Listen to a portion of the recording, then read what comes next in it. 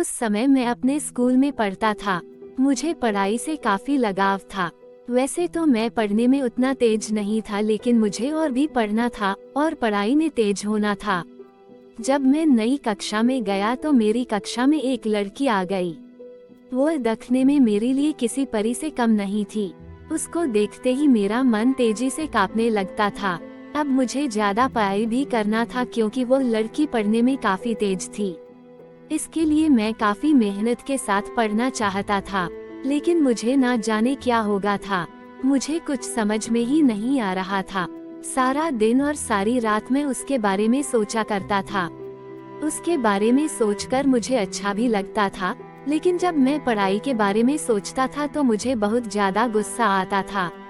मैंने एक बार सोचा कि इसके बारे में मैं अपने दोस्तों से कहूँ, लेकिन मेरी हिम्मत नहीं होती थी।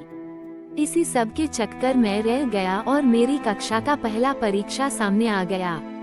मेरी तैयारी कुछ भी नहीं हुई थी। जब मैं परीक्षा के लिए अपनी कक्षा में गया तो मुझे खुद पर काफी गुस्सा आ रहा था। तभी मैं क्या देखता हूँ कि वो लड़की मेरी ओर आ रही थी। उसके चेहरे पर मुस्कान थी। वो काफी खुश लग रही थी। ये देखकर मैं कुछ देर के लिए अपनी शरीर को हिला भी नहीं पा रहा था। उसको मुस्कुराता देखकर मैंने भी मुस्कुरा दिया।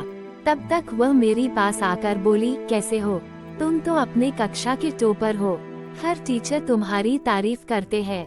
मैं बहुत दिन से तुमसे मिलना चाहती थी, लेकिन नहीं मिल पा रही थी। परीक्षा का तैयारी करना था। तुम तो परीक्षा के लिए तैयार ही होंगे। मैंने धीरे से कहा, हाँ हाँ, मैं परीक्षा के लिए तैयार हूँ।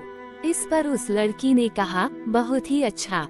इसके बाद वह आगे अपनी सहेली के पास चली गई। मैं बस देखता रह गया। अब परीक्षा के लिए प्रश्न पत्र मिला। मुझे उस प्रश्न पत्र में कुछ भी समझ नहीं आ रहा था। बस मैं उस लड़की के बारे में सोच रहा था। इसी तरह से परीक्षा का आधा समय बीत गया।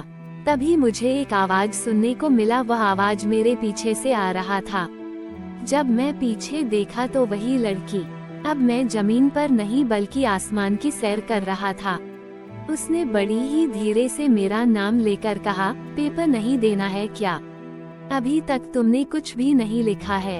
इस पर मैं कुछ बोलने वाला ही था तो फिर से वह लड़की बोली, अगर पेपर में कोई सवाल नहीं समझ नहीं आ रहा है तो मुझ गवार की मदद ले सकते हो।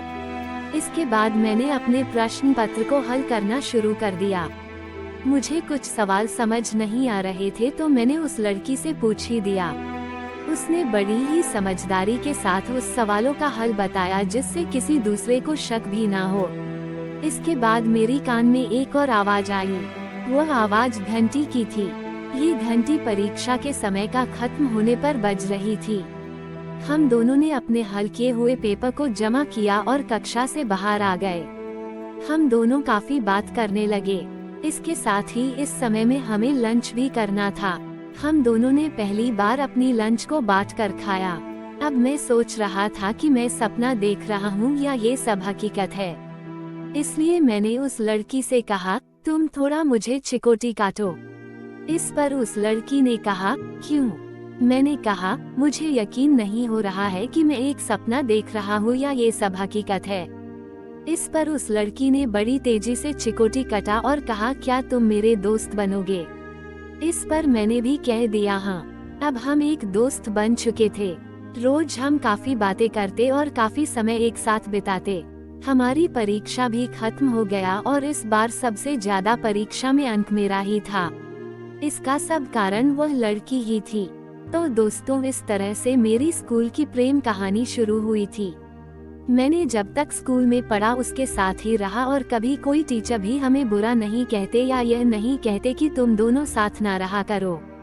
यह इसलिए क्योंकि हम पढ़ने में अच्छे थे और हम दोनों एक लिमिट इतना ही पास थे।